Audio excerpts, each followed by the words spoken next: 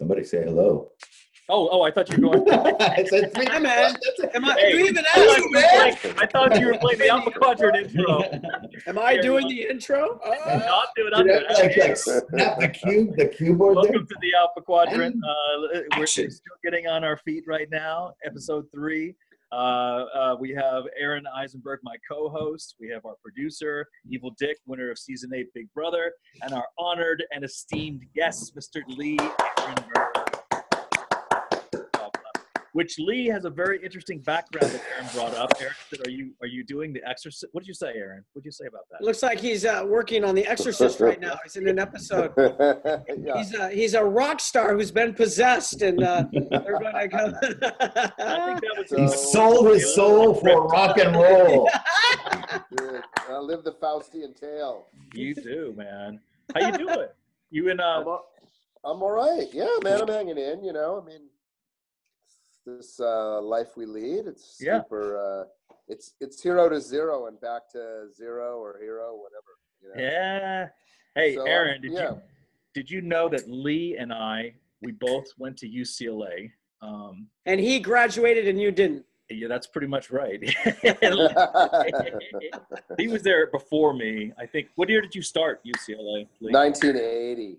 80. Yeah, I got there in 85, so I was a youngin'. He knew you were coming. That's why he left. Were you still there? Yeah. Yeah, I think I left. I was done at the beginning of '85. Was the last, whatever that winter quarter. Gotcha. Okay. The last one. So Yeah. four and a bit. Right. You know? So I ended up missing you though. So that's kind of Yeah. Yeah. But we do have a lot of mutual friends. We have lots of mutual friends. You mean Garrett has friends? I do have a couple of friends. Oh, that's awesome. I'm so happy for you. And That's fantastic. Lee's a rarity. Lee's like a unicorn because he's actually an LA boy. You know, a lot of people are transplants. He went to San Mo High School. He went to Santa Monica High School with, I guess, Sean Downey Jr. and Estevez were also. Rob Lowe. Yeah. I mean, a lot of people back then. You know, there was no Malibu High. Right. Right. So, you know, a lot of those, you know, all the kids from Malibu. I mean, it was, I literally, I call it fast times at Richmond. Because that is kind of that's basically what it was like, you know, going to school there. You're making the Gowron face. The guy. Sorry. The angle. No, your eyes went like that. It was Gowron. Gowron was alive. There should be like a school to teach Gowron acting. Well, we should bring some basic overacting. No, I won't say that. No, Robert O'Reilly's a great actor, but the eyes, the eyes pop out. The eyes. Yeah. Okay, that's good, Gary. Last times that who was Spicoli then? Who was Spicoli? Oh, I mean, half the student population. You know, I want to show up to a set one day with a bagel in my pants and just say I'm ready to work. That's all I want to do. I want to walk into Starbucks with a bagel in my pants. I mean, nowadays, I don't, you know, it's just such a tricky situation. It's hard to be fucking funny anymore. You know, I mean, I think it's very, very challenging, like what we joke about, how we joke. I mean, the world has changed, you know. Big time. Did I say something wrong? I'm not even aware. No, but a bagel in your pants probably, you know, somebody would be like, oh. Oh, no, he just had him like right here. You know, it was just as though he had a quick snack. You know, Sean Penn, Spicoli, you know, walked into class. Oh, I love Sean. Sean was, you know what, that guy, for all his intensity, I mean, even 40 years after high school, I'll run into him or he'll be driving down the street. I'll be like walking my fucking dog. He pulls over, gets out. I mean, he's a mensch, you know, he's an intense guy and he's got his detractors, I'll say, but I'm a big fucking fan of Sean's, you know. Does he? Well, he started off show up with a bagel in his pants?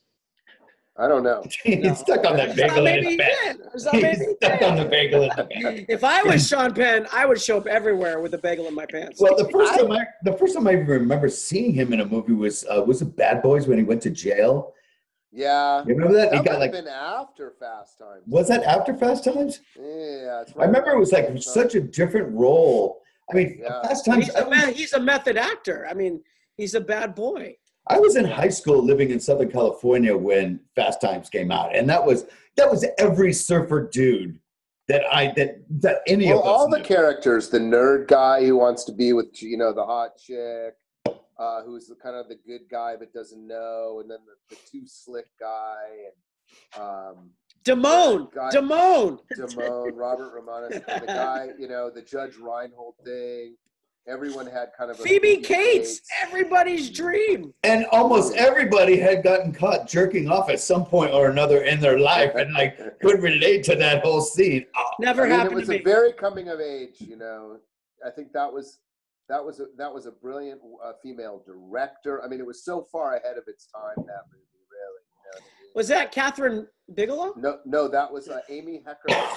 Amy Heckerling. Right. Good call, my friend. Yeah, a long fucking time ago. You know, now, went on to do. Did she do Clueless later? Is that her or no? Is that incorrect?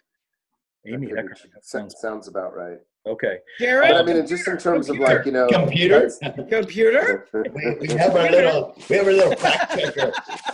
Yeah, we got a fact checker. Yeah. He's here. Jared is our computer. Everyone, welcome Jared. Say hello, Jared. Hello.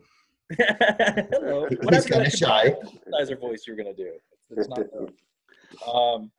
Wait, I want to say, you know, I have to agree with you on Sean Penn. The first thing I did in the industry was colors as a background actor, and Sean Penn was really, really nice to me, and he's like my favorite actor. So I'm going on, oh my God, that's Sean Penn, and he was so cool to me. And one of the things he did, his stand-in Shane at the time, came up to me and he goes, hey, where do you live? And I go, oh, I live out in Thousand Oaks. He goes, that's too bad. I go, why?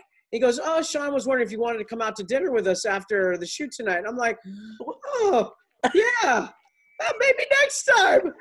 You know, next time. Why don't you? Because I had to be cool. I had to be like, yeah, you know, maybe I could be like, oh no, I'll be there. I couldn't be desperate. Yeah, but inside, I was desperate. Yeah, so Aaron, like, yes. So and on the outside, it never happened. And on the outside, you were like, hey, yeah, tell Sean I got to be back in the valley. I got important shit to do in the valley. So I'm an actor, man. I got to go home and get ready for work tomorrow. I don't have time for his shenanigans. No, I didn't say that. I just went, oh, yeah, maybe next time. You know, because it's like, you know, you can't take that back. I can't be like, why do you want to know? You know, I can't. Oh, I live in Malibu. You know, I couldn't go there now. Man. So I'm gonna drive around with Lee, so I run into him and I can say, yeah. Emilio was my like best buddy of those guys. You know. Yeah. I met Emilio first. We used to practice auditioning in like a free fifth period that we had. I drove him to his first audition for Alan Parker's Fame in my mom's Volvo. Oh my God. And he was good friends with Sean. Sean was older than me. And then Emilio and I, when we were seniors, we wrote this like Vietnam. We were all into Vietnam War because of Martin Sheen and Apocalypse Now and the whole thing, you know? Yeah. And we used to go around blowing up mailboxes in Malibu, like Vietnam War, you know, Ali McGraw's mailbox, and you know, we'd have a movie with like Chris Penn and you know, all the kids like Charlie, and you know, just the whole nice. We had this wild bunch of you know, of like Super 8 movies back in like 1978 or whatever it was, you know. You still have that footage? Is that footage? I do not. I don't know who has the. You know, that would be golden if you. I never wanted to be like. I always wanted to be an actor, Garrett. You know, so I'm not going to be the guy with the footage. I'm not going to be like. I don't want to be the director. You got to work too hard. You know, I mean, and for too long, and acting's hard enough and challenging enough. But I've always liked. Garrett will agree with you on that. I like getting into the character. You know, I like the transformation, you know, aspect of it and the storytelling aspect of it. And I come out of the theater, you know, as my roots with Actors Gang way back when. So I'm always thinking about like, you know, I always like to tell the story. And, you know, that communication is what really is my kind of my jam in that art form. because I play music and I paint, and there's other ways to express myself and write. But you know, in terms of the kind of Hollywood genre, I dig being the performer. I really do. Yeah. I don't want to be the editor. I don't want to be. I'll hire that guy. Yeah. So I'll tell the story with him, but I find that being a director, man, that is a lot of work and a lot of responsibility.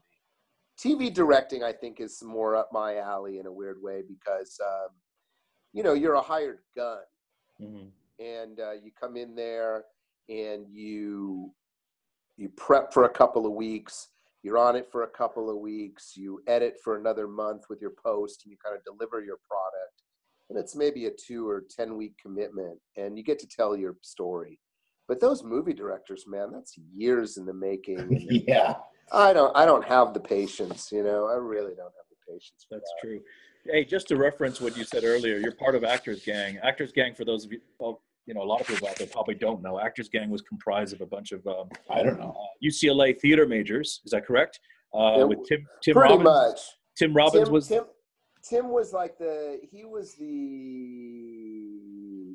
one of the founding members with all of us, but it was really his early movie star money and his commitment to kind of like take the lead and do the financial responsibility that kind of earned him. And he was the director, right? So he wasn't coming in, although he acted in some of our early shows. Yeah. He became our guru. He's like an older brother to me, like the college mates. Yeah. You know, and our early theater work that started in the late 70s and early 80s at UCLA was so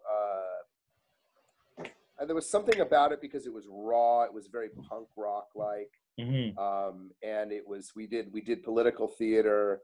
And it was just young, edgy, and we attracted, you know, a large amount of young Hollywood, from Johnny Cusack and Jeremy Piven. I mean, obviously Jack Black, who was your classmate, and then came out of our group, and the Tenacious D came out of our group with my old roommate Kyle Gass, and I mean, it was just a real amazing time. Those early '80s, we had Reagan in office. You know, when you get someone like, you know, in a political situation, it makes for good art on both sides. Yeah. You know, and a lot of good songs were written in that early 80s, late, you know, 70s period about all the Bananarama. I mean, come on. There were so many different types of music that was like at that time. Yeah. There's nothing like the Bananarama. reggae, the rock. There's nothing Oh, dude, the rock, the punk rock, the new wave, ska. Bananarama. Oh God. The Stray Cats are getting back together. You know, I'm friends with Brian Setzer's never stopped playing. It's really great. Yeah, they're getting together for another Stray Cats tour. You know, I remember I used to go to so many. Like, that was a big part of the. I mean, we had live music in all our theater too. So we'd have a percussionist and an instrumentalist on stage with us that would kind of accompany and follow the actors. So if you made a motion, there would be a drum or a xylophone or a guitar. That's awesome. And you're improvising the shows a lot of the time. So the musician's also improvising. And John Densmore was one of our first drummers that worked with us, that legendary Doors drummer. And I mean, it's just like, it seems like a different time frame, you know? It's like, I mean, not that it makes you feel old, but you know, you have a lot of energy back in the day. I'd be rehearsing. I did 20 years of being in a play every night. And then when I got Pirates, you know, it kind of changed. I got, you know, which I thought was my success in terms of, you know, working in the film industry, but you don't have as much time then to devote to kind of like one of the biggest movie franchises, especially in the beginning, was absolutely normal. And it was so unexpected and such a, you know, really a result of the audience kind of like just digging what Johnny did and the beauty of that filmmaking. And it was lucky. I mean, that was a neat ride to really, and of course that's where I met you, you know, and that. And that was so random too. Yeah, wasn't it random? It's so, I mean, like, I know I've told this story when you came on my webcast years ago. Tell it again. I was literally like, I was standing there I was working as Keith Richards' double.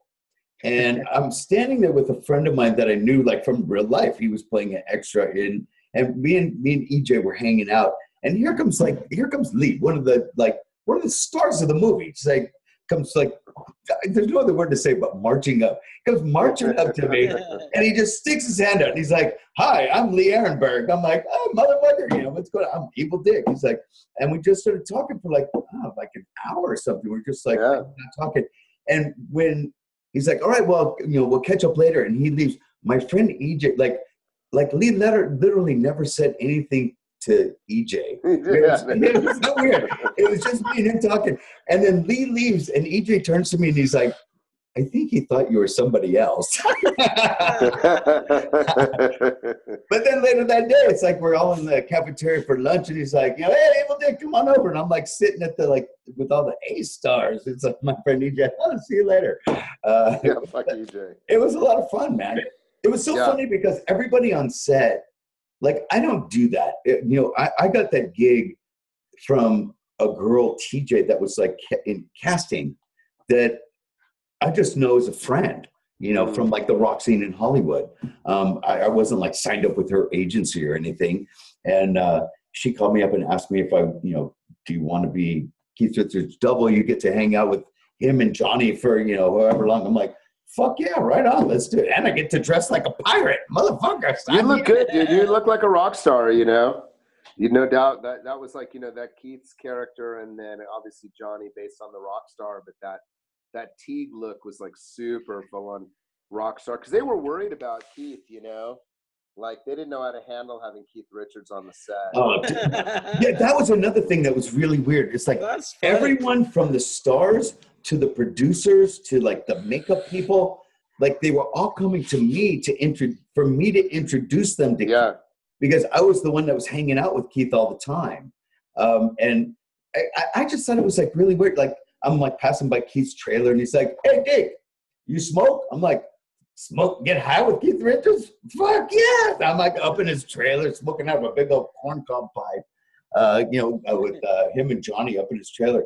And it was just like such a weird, funny, like, experience. It was like so much fun, you know? Yeah. And those guys, because that costume of Keith's, you know, I wore the same costume. And that costume, they even did like an extra on the DVD for that Pirates 3 movie. Oh, it's a big deal, dude. Yeah, and they went into like, that costume was the most expensive costume that they made for any of the movies. And like when they put me in it, I got the fucking schooling, man. It's like, don't put the hat down, don't sit on the hat. These feathers are like from some rare cuckoo bird, some fucking place with, it's like $7,000 feathers. They're like giving me all kinds of shit. I even left like the stage to go to the bathroom, like not out of the stage, off the set, inside the building. But you know, it's like you have that one door in the soundproof, like that little hallway in between. You go out one door, but you're not outside, and like the bathroom is in there. So I leave and I just go to the bathroom and I come back in, and they're like, "There's like 10 people looking for me." And I'm like, what? You can't leave. I'm like, I didn't leave. I went to the bathroom. From that point on, any time that like Gore was like, cut, there would be 3 dudes run out. I would just lift up my arm. They would take the swords and the guns off of me all of this shit, because they didn't want me going. Because like I had like the authentic guns and swords. Oh yeah, I had real guns. I mean, I had real guns, real swords. But I mean, that's just actually better for them if you do that. You don't want to walk around with that shit. I mean, that's why I think about cosplay. I have such respect for the cosplay. Oh, man. And especially the ones that like have giant props that make or break their costume. Because I'm like, what the fuck, you know? You're going to carry that around all day? That's like work, man. Carrying around. Seriously. I mean, I am like, aren't you guys like, when you're done with a prop, you're like, hey, prop man, take my prop. I don't want to hold it done. I'm not. Well, we had real phasers, so it was really fun to have those and walk around Paramount with those. Stun people all day. They just fall down. Dude, you don't even. I mean, you're humble. You're humble because the makeup, as you and I both can relate to, it's a gnarly experience getting all that makeup on ourselves. And so, you know, our attitude, you know, and you know, that's work for us. And obviously you did 7 years of shows, bro. And so how many times did you get suited up in that makeup? Right. You know, and so you were, you know, you got a lot of respect from me because that is, you know, in the handful of times that I got suited up in, especially the Ferengi makeup, that you sensory deprivation of the butt ear, you know, thing, and the whole thing. It's like, speaking of which, whoa, oh, oh yeah. Well, I mean, I got to say, actually, the Tellarite was probably the worst. I bet that looks pretty hard because that was a glued eyelid kind of deal, you know. Yeah. And the glued lip. Oh God. You know, I think if I remember correctly, our Ferengi mouth is pretty much our mouth, except they just painted that B adhesive or whatever to paint over, and of course the teeth. Yeah. But of all these makeup, Aaron's always talking about the teeth. And like, are you watching Star Trek Discovery, Lee? You know, I mean, I've kind of caught a couple of them. I mean, it's like there's so many freaking shows. And like, and you know, like I tend to binge and stream a lot of my stuff.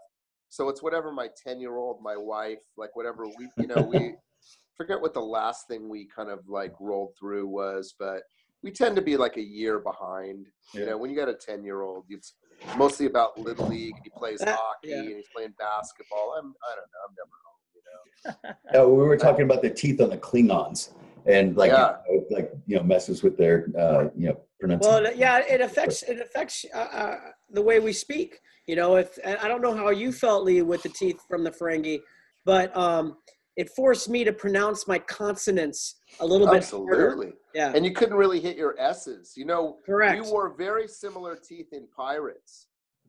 Oh, but wow. I got a huge tip from Jeffrey Rush, because like, you know, Jeffrey was kind of like, you know, I took a lot of, every time Jeff would be on the set, I kind of, you know, would watch the master at work, and it was like a master acting class, just how do you deal with his makeup, his props, dealing with people on the set. You know, it's an Oscar-winning guy that's, you know, that I'm getting to go toe-to-toe with. And Jeffrey was a good drinking buddy, and it was fun.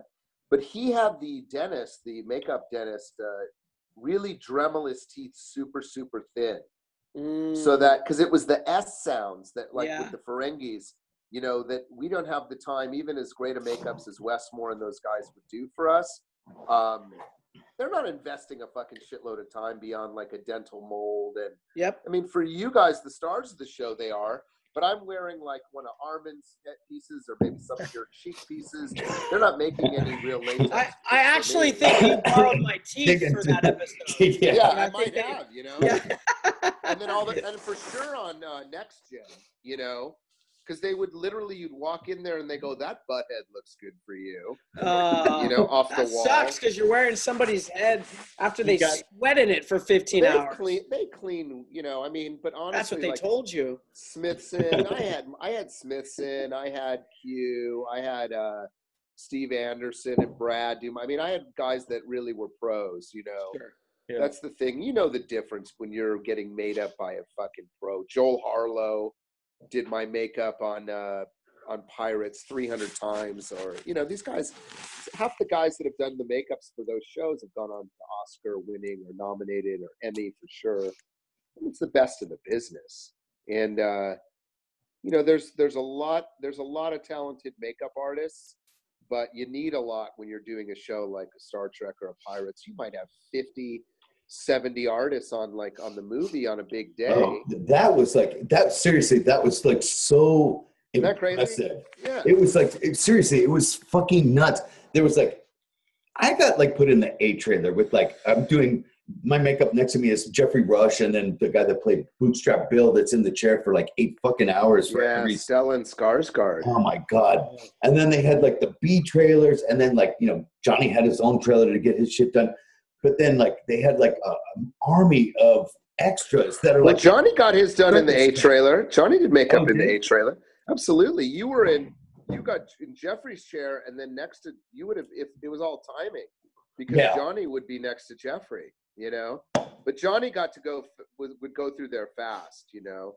They had him down in and out pretty quick. Do you remember when somebody took Johnny's hat and like everything on set like fucking stopped? And everybody was like searching for his hat, and somebody had wrapped it up in newspaper and stuck it under the stage or something. Like the whole production came to like a standstill for like a half an hour, and they're like, you know, of course I'm like just like some random dude. They're like, looking, searching my stuff, and like they're looking through everybody's shit because they're like, that's going to end up on eBay. Yeah. Well, they were very, and there was a different, social media was very new then, right? Facebook was kind of like a new thing in those days. There was MySpace first, right? MySpace, yeah. Yeah, but this was after kind of MySpace was at the peak, and the new guy, they opened Facebook up not just from the college students, but into kind of the general public. And so some of the bigger leaks were accidental because people didn't really, there wasn't really a social media policy, on every show. And there wasn't social media NDAs that you'd sign now and all these kind of like protections that they have, I think it was Tom from MySpace that leaked most of that stuff out. I think that's the guy that. Tom was everyone's friend. He's still my friend. He's everyone's friend. So Lee, you have the distinction of guest starring on more than one Star Trek show, and we're going to utilize our computer now. Computer, what is the name of the Star Trek Next Gen episode and the character that Lee played? In 1993, he played Damon Prock in Force of Nature, and in 1994, he played Damon Bach in Bloodlines. Two different Ferengi, is that correct? Yeah. Okay. Deep Space Nine, what did character and episode, please? In 1993, he played Grawl, in another Ferengi, in the Nagus. Okay. And Voyager? Pelk the Malon in 1999 for Juggernaut. Okay. And Enterprise? Yet another character named Grell, this time a Tellarite ambassador in United and Bible 1 in 2005. Thank you, computer. Now, why did you play two different Grauls, Lee? What was going on? I think that, Brannon, he ran out of names or whatever.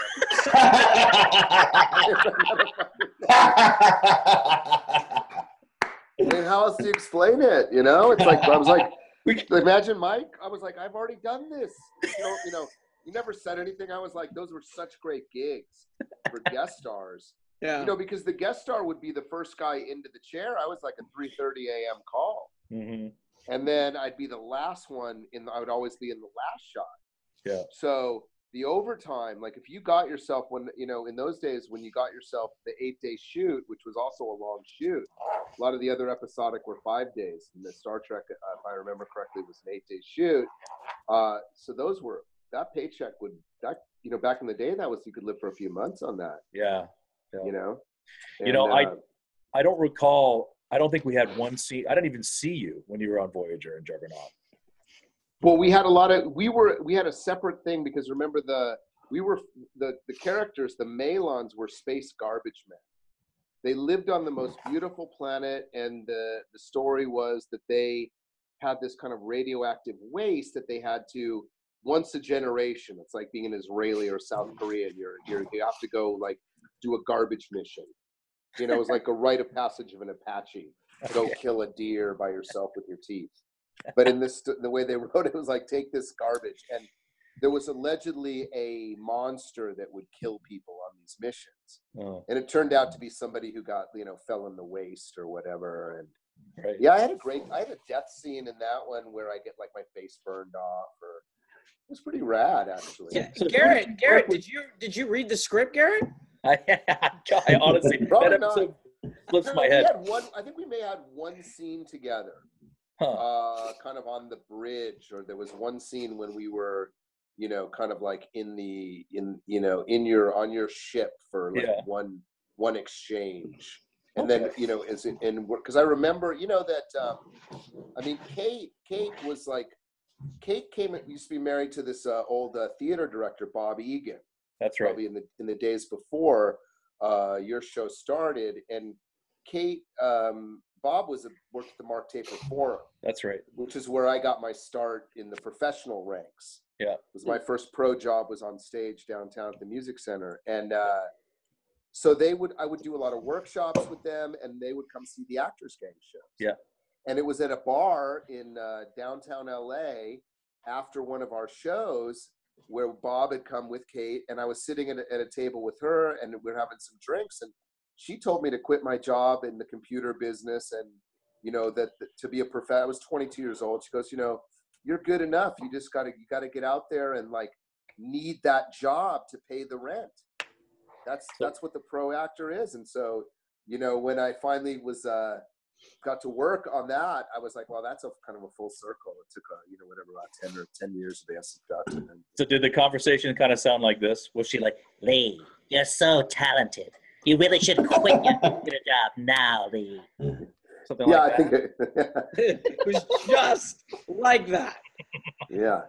But it's interesting, right? Like, you know, she had done Mrs. Columbo, and she'd had already a number of kind of great roles under her belt, and it was before she kind of broke the ceiling in the Star Trek world of the captain level, being a woman. But yeah, I mean, it's amazing how like that's another circle of kind of connection in our business. It's for as many people that are in our game. I mean, even this is a perfect example of like this podcast, like how me and Dick know each other, Garrett and my connection. You and I are two Ferengis, you know, a couple of lucky Jews, you know, that like, you know, we got like, it's like, right? I mean, we're short, we're really good looking, we're funny. But I mean, there's a million of that. It just takes luck. I was adopted, but yeah. You were adopted. He was. He's not Jewish, actually. Well, we claim him, though. Yes, thank you. Thank you, Lee. I mean, thank you. You know what I mean? We claim you. We take you. You know what? Dick is going to change his last name to Donataberg, and I'm going to change it to Wangberg. So you can claim both. I'll take it. Well, you know what? I'll tell you something. Both you guys, you know, the best thing about like the Jew is like, generous heart, easy to laugh, kind of being a mensch, and you guys are both a couple of fucking mensches. I mean, with ED, you know, like I was never more blown away because that reality shit was new when he won. Dude, it was, you know, I didn't even get to that part, but I gotta say, one of the first phone calls I got after winning Big Brother was Lee, and he called me up, and the first thing he said, he's like, "Dude, you're a fucking rock star!" It was like so awesome to get that. I was more happy for you than I would have been for like, you know, myself. Like in any, it was more exciting for me than it might have been for you and for a lot of your friends, because like, you know, it was uncharted territory, you know, that kind of television in America, and you kind of like set the bar and were a trailblazer for. Shit, I mean, you ruined America, bro.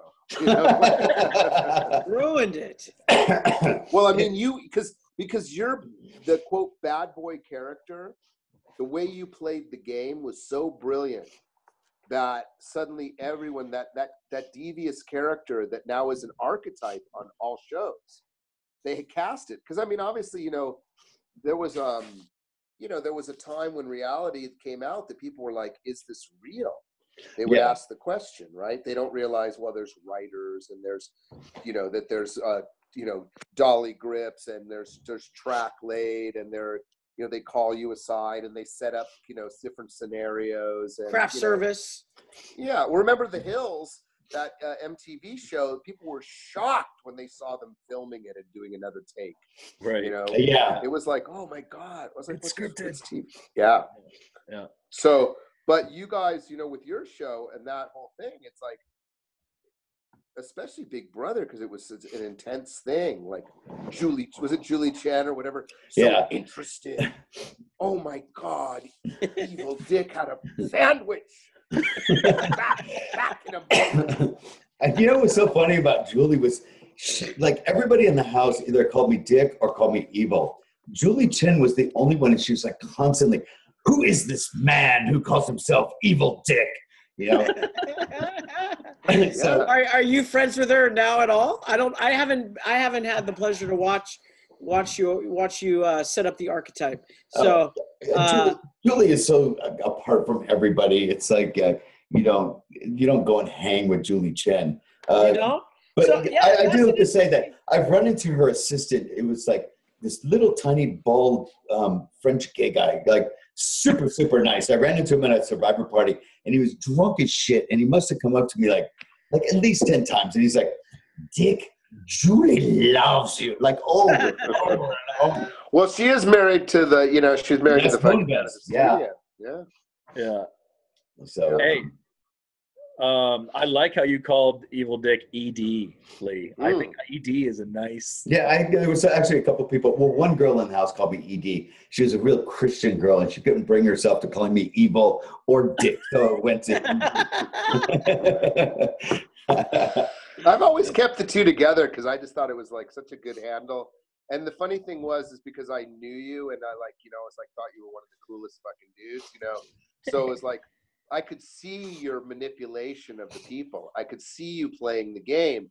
And that was like, I think what really got me so excited about, the show. And then, watching later versions of it, I think when you came back and the fights, the daughter, and everyone else's relationships, they had to manufacture that in other shows. Yeah. Because what you guys had was the real deal. I mean, it was actually like, wow. Yeah, like, let me tell you, it seemed like being in therapy. It turned out so well for CBS because that could have turned out really bad for them. I don't know if you guys know, Garrett's girlfriend knows, but Megan watched my season. But they put me and my daughter in the house together, and we hadn't spoken in 2 years. Yeah. So seriously, it could have turned out bad for them.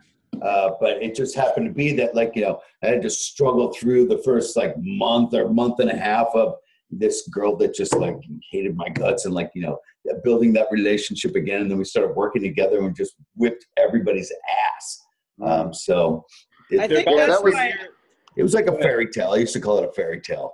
Aaron. Well, it kind of was because it kind of the fact is that you were estranged and it wasn't manufactured. Now they have to manufacture it, create conflict. It's like, it was brilliantly cast, Casting is a huge part of the reality world. Oh, totally. Right? I mean, the casting is that amazing race and what teams do we put on it, and that's what makes the show compelling.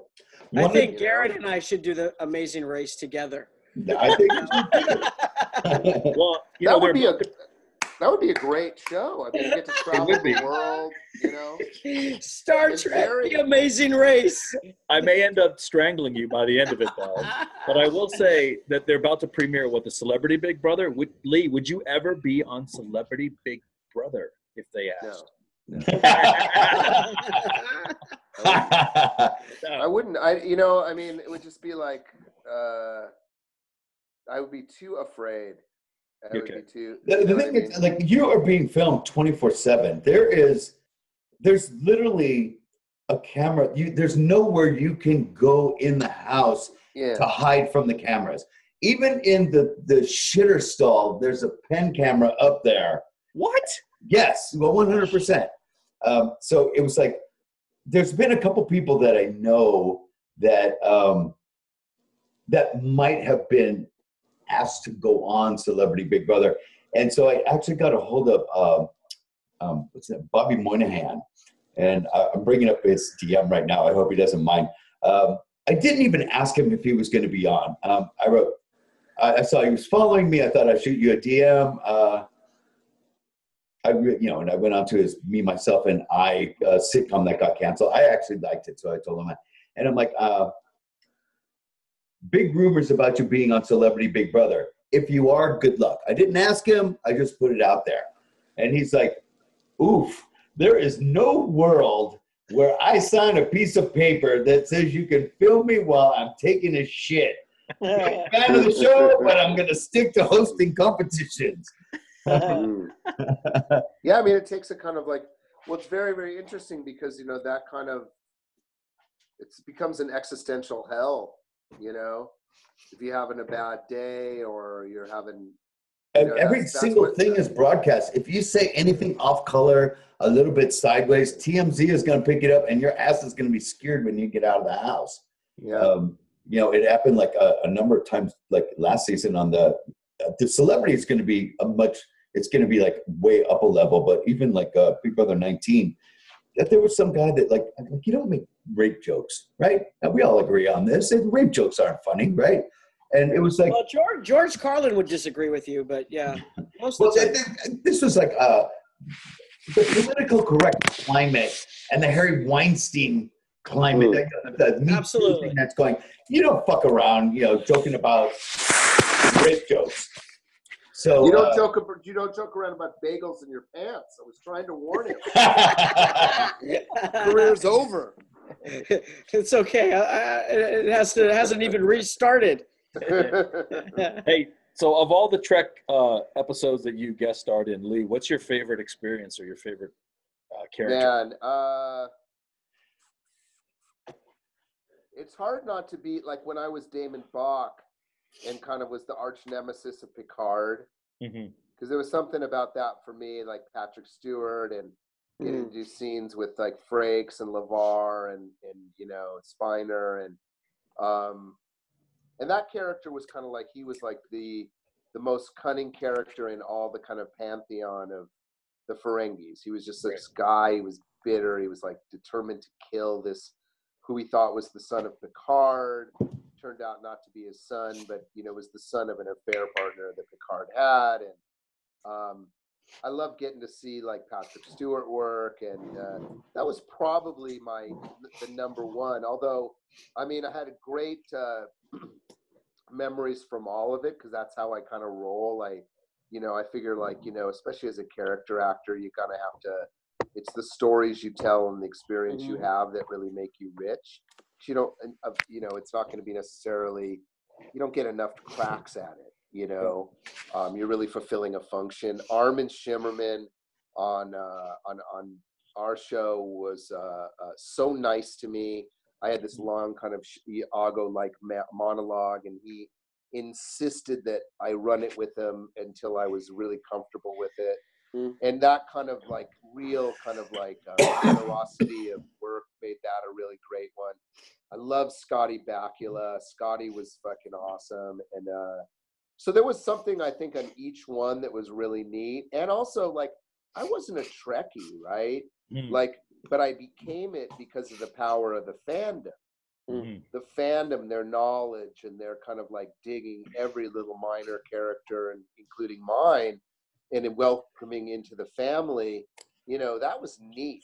You know, that was doesn't happen. How many actors have had roles in like 4 different series? I mean, that's not a lot. Was it Jeffrey Combs? Yeah, there is a handful. Yeah, I think Vaughn Armstrong might be one of them, and I think Jeffrey Combs might be one of them. Yeah, Jeffrey Combs. But you know, that was definitely like all the credit to the makeup and to Junie and stuff, you know, and the casting, that, you know, they were looking for certain, because like obviously Ferengis or all the alien races were sort of cast based on first on size, right? So the Ferengis were the shorter kind of Hollywood actors, but like to be kind of like an uptight Damon, then kind of a little burly guy versus say, you know, everyone else's sizing. So your physical, whatever your physical presence would have been, was the way to get in for either, oh, he's a Klingon because he's this tall, or right, so, or she's smoking hot, she's a Borg, or whatever it is. It's a great body, it's going to look good in tight clothes. Right. I mean, I think we always kind of like. I auditioned for that role the first time. Did you? Yeah, I did. I put on the tightest clothes I could, but didn't go my way. That's an image I would never erase from my mind now. The Star Trek unitards and stuff. You know? I said, we don't have to do 7 of 9. We can do 5 of 0, and it'll work. It'll work. I promise. They didn't buy it, though. And they said, you are not wearing a unitard with that bagel in your pants. You know, I'm going to too much information. It's not in the pants. It's right. Are you sure he's not Jewish? They said, as he tried on the unitard at Paramount. So when you go to conventions now and you have a convention appearance, Lee, do you talk to fans more about Grumpy from Once Upon a Time, or do you still talk a lot about your Star Trek roles? Like, what do you get mostly these days? I mean, I talk about whatever they want to talk about.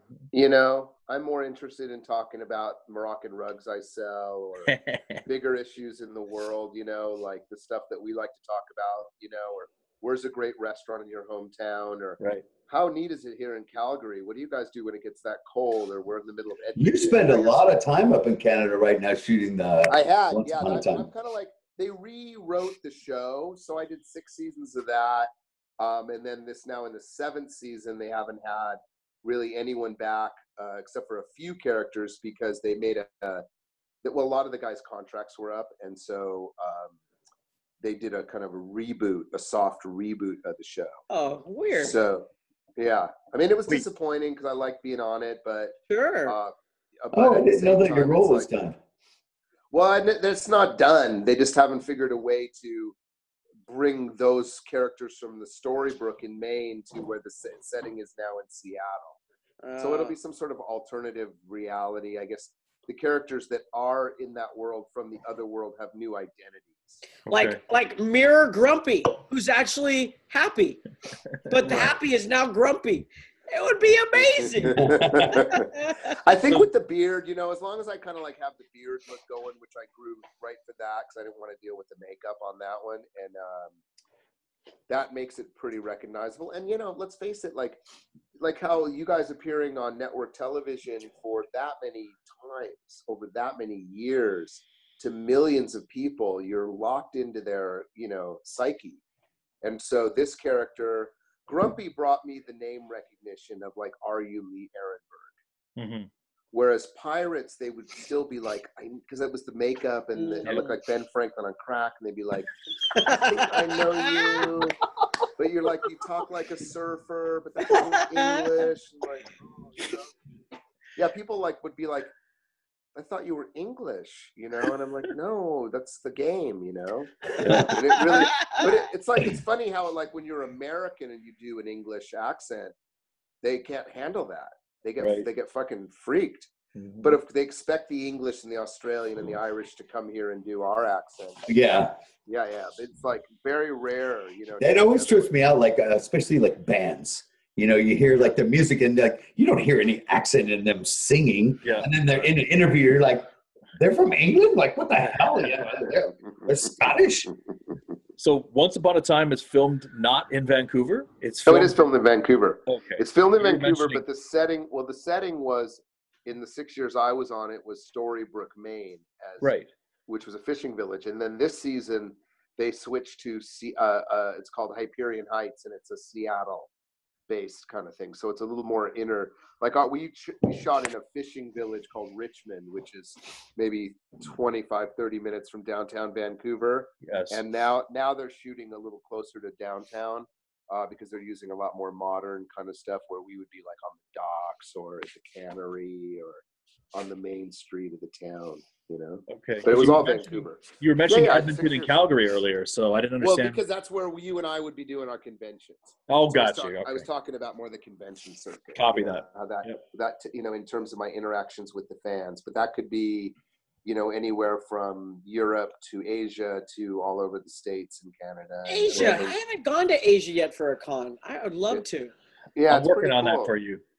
Yeah, you're lying. You're lying. I'm working on throwing my first Asian con. People. That'd be awesome. Well, there's huge fans over there. There's a lot of fans. I don't know why we haven't had a con there. Yeah. I would love to go. It's probably just cost prohibitive. Yeah, it's tough to bring people out there. It's so far, And they tend to bring the highest of the high. Right. Because they will pay, they need to fill the butts and seats, so they need their 100,000 a True. Guys. Right. Well, I'll be more than happy to take 100,000 to go. So I'll be that 100,000. I know, but the problem is, like, when we don't sell enough tickets, then you don't get another bite of the apple. That con thing is all about putting your number at the right. All right, number. I'll go a week earlier and sell tickets. I'll go door to door. I'll be come on. They'd be lucky to have you. Go sell bagels for their fans. I'll always have a spare in my pants, ready to go. Ready? Have it already. Yeah, never mind. Speaking of cons, and also a name you mentioned earlier, Judge Reinhold was at Dragon Con last year. He was at Dragon Con. He was. That's right. Or 2 years ago. Cusack was at Dragon Con last year. Yeah. What's that? Who? John Cusack. Oh, Cusack. Yeah, Cusack was there. He's never done anything like that. I mean, he's been doing them though. He has. And now he has been, yeah. Yeah, he did one he did Calgary also. I got to moderate his panel, so that was kind of fun. I didn't know that you knew him, so that would have been, a nice little. Yeah, well, we go. I mean, I go way back to we lived together in those late '80s doing theater in Chicago. We came and he was such good friends with Tim That's how he came to the Actors Gang. Then we all became buddies, and myself and Ned Bellamy and Tim went out and kind of like taught the Chicago actors our commedia style, the whiteface that we used, and we put on some shows out there. Nice. So you were around when he did Better Off Dead then, right? That crazy movie. Yeah, I was around for that one. I was around for The Grifters. I was around for, I mean, some of his best stuff, To Say Anything, you know, some of the legendaries. Yeah. Lee's had some pretty memorable characters on, you know, a number of different shows. The Seinfeld one I always think of. Those guys, I got to be honest, that might have been, that's really up there in terms of like career, you know, highlights, especially like, you know, the Seinfeld show, especially that one where he was, when I was the bookie, because I did 2 episodes and they were 5 years apart. Episodes. And but 40 million people used to watch that every week live. I mean, it's like it's unfathomable. It was like a, you know. Well, you were a big character too. I even remember the character. You got your thumbs slammed in, and you had like bandages on your thumbs for the next episode, right? Yeah. Well, I thought he slammed the trunk by accident. And I thought he was. I was the worst bookie. I couldn't pay the bet, but really, he's like oblivious to that, and he's like, something stuck in the trunk. Let me help you, and then he slams it on my thumbs. Then I think he's tried to kill me and all this stuff, right? But that's the thing, like Dick, like, you know, that show wrote generously. They, you know, nowadays when you do a comedy, bro, you're there to be funny, but not to be the funny. That's saved for the star of the show. Right. Jerry gave the ball away. He gave it to his co-stars in Elaine and Kramer and George all the time. And they would always constantly give it to the guest stars. And the funny you were on Monday and Tuesday in the kind of reading and rehearsal, the more stuff they wrote for you by Friday for the tape day. Oh, that's awesome. You know, and they really like were like, hey, let's ride this little wave, you know? That's a fun color, you know? And that was very rare. You were on 2 enormous sitcoms with Friends and Seinfeld. They were like, they were 2 of the biggest sitcoms of all time. And check this out. That's almost more interesting than being on all the Star Treks, because the Friends New York barely ever intersected the Seinfeld New York. Right. There's probably less actors that were on both Friends and Seinfeld than did the kind of. Oh, no shit. Yeah, and a buddy of mine, that's another UCLA connection. I had a friend of mine called Seth Kurland, who was a writer-producer on Friends, and he literally called me up, which, you know, has happened maybe a couple times in my whole career, and goes, hey, listen, I got a part on the show that we want you to play. It's not a big part, but I think you should take it. And I'm in the habit of taking every part, because they're going to pay somebody for that. It might as well be me. Somebody's going to say that. Because it doesn't really matter. You know, I get it. It's just all about, you know, just work that day. That's the goal, right? So you're a character guy. I mean, the theaters where I always played my leads, it wasn't going to happen on Friends, you know? And so, but he goes, yeah, the Friends New York rarely intersects the Seinfeld New York, so I think you should take it. And I'm like, you had me at hello. You know, you're going to pay me, right? And I was friends with Schwimmer. I'd done radio theater with Schwimmer. I knew Jennifer because her then boyfriend was Tate Donovan, and Tate used to play in an Irish band at Molly Malone's, which was my hangout in Hollywood. Yeah. And so I would hang out with Jennifer like every whatever it was, Wednesday or Thursday when this band played, and we'd have a few you know, beers and laugh, and she was such a sweetie, and so it was neat to be on their show. Those guys were on top of the world too back then. That was a huge, without a doubt. Oh, unreal, you know. And so it's neat. Yeah, I mean, I've had a good. And the weird thing is, I still feel like my best shit's ahead of me. You know, I'm in class every week. I still fight the fight. I still call my manager and complain I don't get enough auditions. You know. EvelDick, is that the train coming by? Oh, yeah, that's my train. I usually mute here. What was the first role that you started getting recognized? Like on Tales from the Crypt, probably. Yeah. Tales from the Crypt. You were in Tales from Yeah. Okay, which That's the only I time watched it, but I don't remember. What was your role? Called For Crying Out Loud. That's right up your alley. I play a rock and roll promoter. I own a nightclub. It's like based on like a Gazzari's or something. Yeah. And I put on a Save the Amazon concert with Iggy Pop playing in it, and Hunt and Tony Sales, and it was a great band they had. And I extort the money. And my banker is Katie Seagal, and she figures out my plot, and then I murder her. I stuff her in a drum kit, and then but I have a battle. I'm losing my hearing because of the rock and roll, but it's really Sam Kinison is the voice of my conscience driving me insane. And so me and Kinison have a battle. We battle, and he forces me to confess my crime. You know. I did an episode of Tales of the Crypt too. That was a lot of fun. You did? I did. Yeah, it was really neat. It was a really fun show. Yeah, it was fun to work on. Yeah, really. That was the first one I remember. I'm traveling back east, maybe within a year after it came out. They're doing all these reboots of these shows. That would not be a bad idea to reboot that show. That was like, it was a good concept to change. The original. Well, there was an original movie version that was really scary. Yeah, it was like, wasn't it 4 different stories in the movie? Yep. It was an anthology, like the crazy Santa Claus that comes and murders you.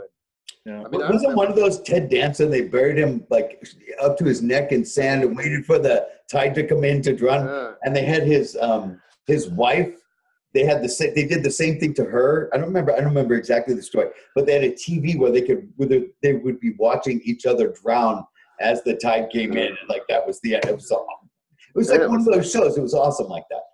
Yeah, scary stuff. So that was like the first one where I sort of started getting, recognition in random places, like on airplanes from Secret Service agents, and that's what I remember. That was like the first time they were all like, "Oh, I want to take I was traveling to go see my grandma back in Baltimore with my mom, and I was escorting my mom back east, and the next thing you know, they were advance men from George Bush's the first when he was VP. From his like vice presidential detail on the plane, and they recognized me and wanted pictures. Yeah, it was Eddie. That's too funny. And then the Seinfeld. Yeah, once I did the Seinfeld, I got a standing ovation at the dog park for that one. No shit. The bar. That sounds like a Seinfeld episode in of itself. Oh yeah, I mean, I think in a lot of ways our lives are like that. You know what I mean? Especially if you take it too seriously, that you kind of enjoy it and you realize, man, we're lucky to get to do what we do. And I mean, we there are some people that work really fucking hard. I'm not one of them. I work hard when I have to or when I'm motivated, but I live a pretty good life, and so yeah, that kind of.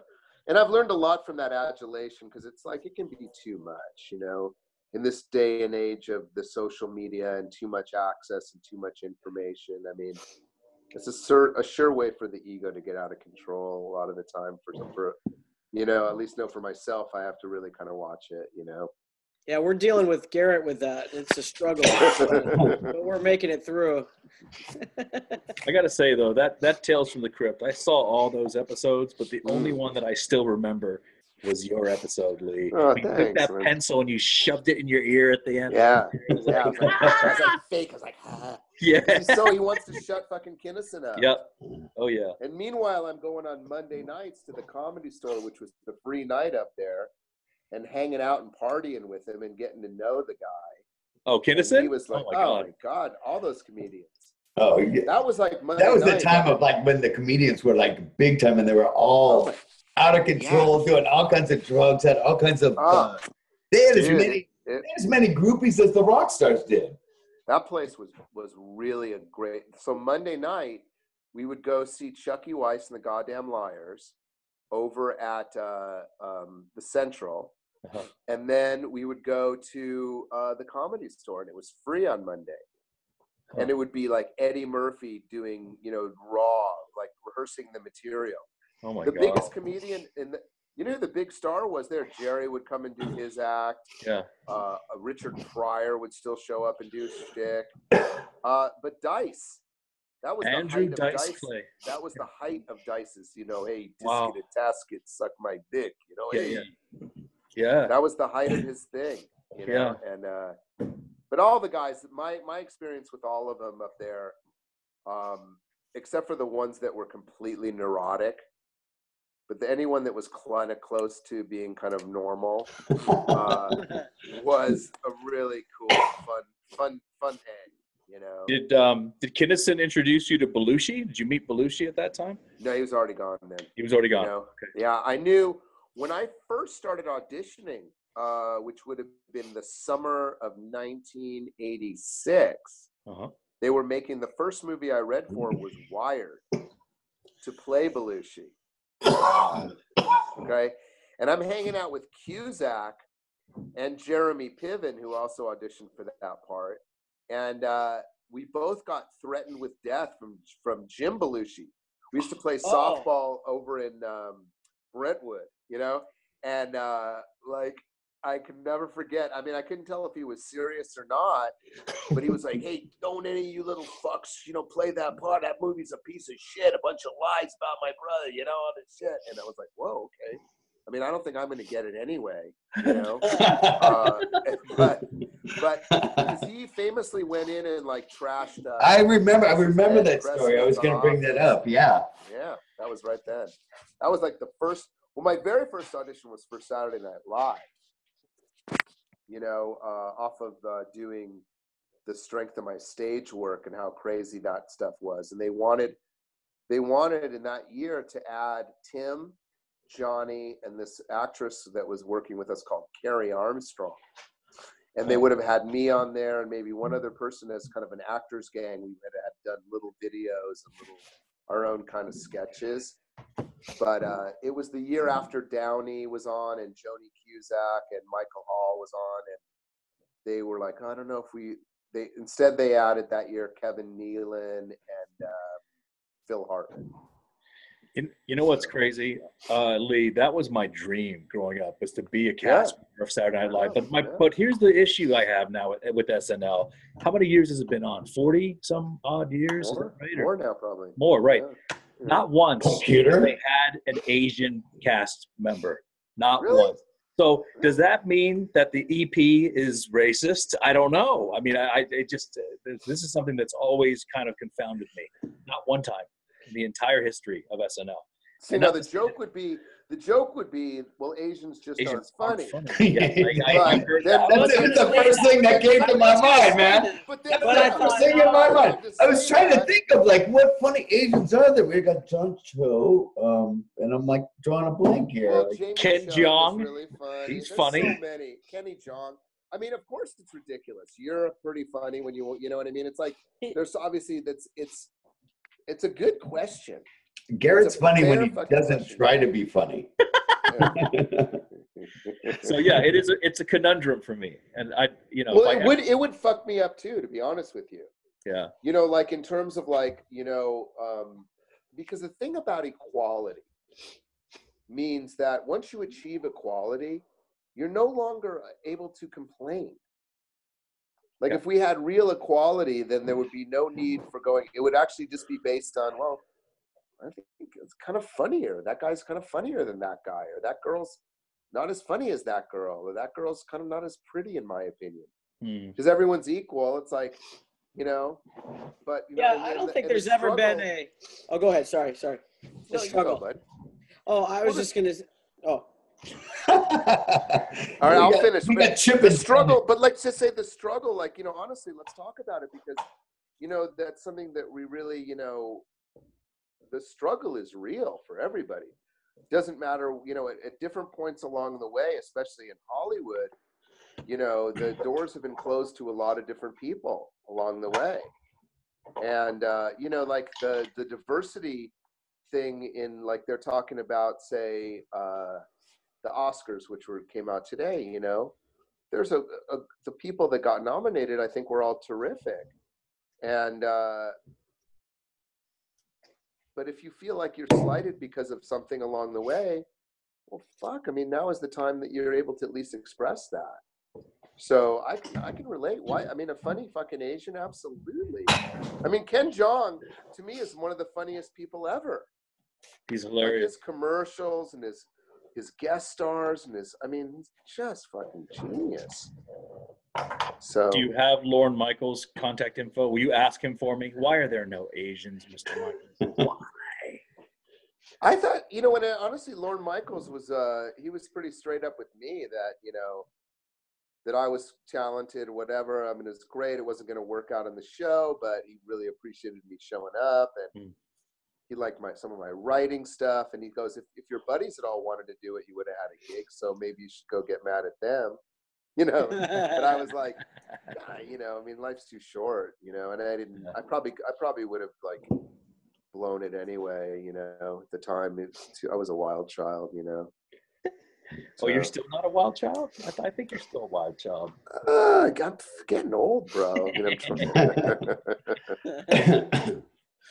By anyone's definition, Yeah. Hey, I think we've had a whole hour. No way. Yeah, and we want to thank you my guys. friend. Thank you so much for being on the show with us. Yeah. Always Best a of luck pleasure. with all your stuff. Yeah, It's always good catching up with you, man. I haven't bullshitted with you for a while, so it's great. I know it's been a while, dude, but I like that we have our Twitter thing and I follow you. Yeah, that's what really. Now, did you did something with nipples and got kicked off? Was that real? I mean, that to me was like the most, because I always find you cut through the bullshit, buddy. And so with something like that, I was like, that is the most why would he be off for like a nipple? I mean, there's I did an interview with Hustler magazine, and they did this 3-4 page deal. It's like a full page where they have a picture of me. It's like master of reality. They put me on. I made the cover of Hustler magazine. It's like my name did it anyhow, but it was like cool. So they did a photo shoot. I did a photo shoot for them that they didn't even end up using, but I ended up with the pictures.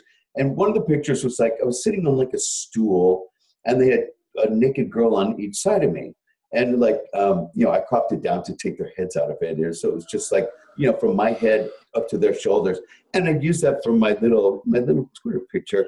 And a bunch of idiots reported me or something. And, they're like, you're suspended for 12 hours. And it was the talk of the whole Big Brother world, me being suspended from Twitter for 12 hours. The irony is not lost, that what the Hustler really represents is how do we really have a freedom of the press? That was the whole Larry Flint thing, right? I mean, that was his big court case. Right? I think my first post when I came back on was Ted Cruz can jerk off to porn on Twitter in the Senate bathroom, but I can't post, 2 pairs of naked nipples on my avatar. Yeah, nipples are very difficult for people to accept in this world. It's really, I don't know what they do when they get out of the shower. That's got to be the toughest thing. Nipples. It's only in this country. In Europe, it's no big deal. It's topless beaches everywhere, topless pools, topless advertising, on bus billboards. There's I had no clue. Edie. Yeah, but then everyone's everyone's freaking out over loss of net neutrality because that'll slow down their porn downloads. You know what I mean? Yeah. It's like that. The problem was with the rest of the world, they're just more open. We tend to be guarded and oh my gosh, shame is a national. It's the whole Bible Belt, in the middle of the country. That's what that's all about. Well, you know how I found out about it? It was Aron texting me. He texts me. He's like, Houston, we have a problem. That was the text. That EvelDick just got suspended from Twitter. I'm like, what the F? That's not easy to do. No. But guys, thanks for thinking of me, and best of luck. Oh, are you kidding, man? I mean, it's a great combo. I got to say, this is a really good. The three of you guys really are. It's just fun. I thought we'd been on for 15 minutes. It flew by. It really did, and I really appreciate it. Well, it flies by when you're here. When you're not, and it's just fucking takes forever. It's like you keep checking your watch. Watching paint dry. Oh, man. You look at the clock and it's like, it's fucking 5 minutes has only gone by. All right, guys. So we want to, thank you so much. So we want to thank Aaron Eisenberg, EvelDick, and of course our wonderful, wonderful guest on this part 1 episode, Mr. Lee Arenberg. Thank you, Lee. See Good you, night, guys. Thanks, Take care, bro. guys. Have a good night. Bye. All right, talk to you guys soon. Peace See you, out. man.